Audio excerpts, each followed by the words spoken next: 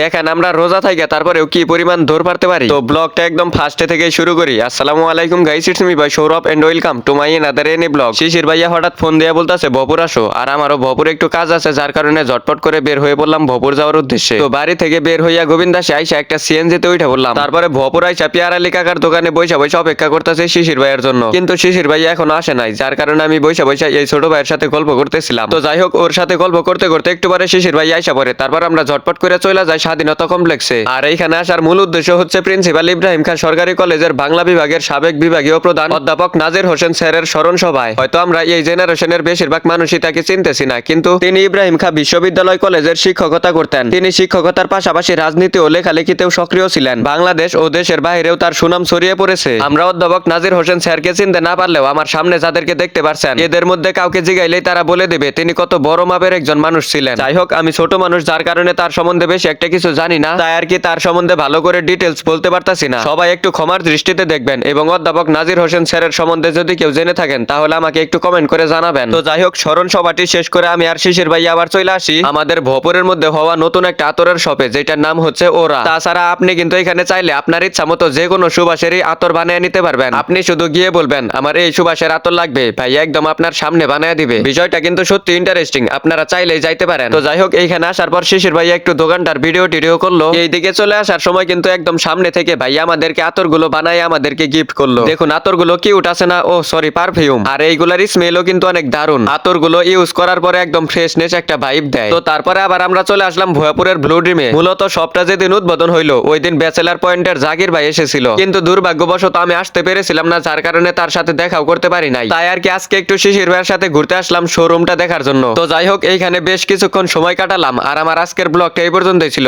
সকলকে ধন্যবাদ, আল্লাহ হাফেজ।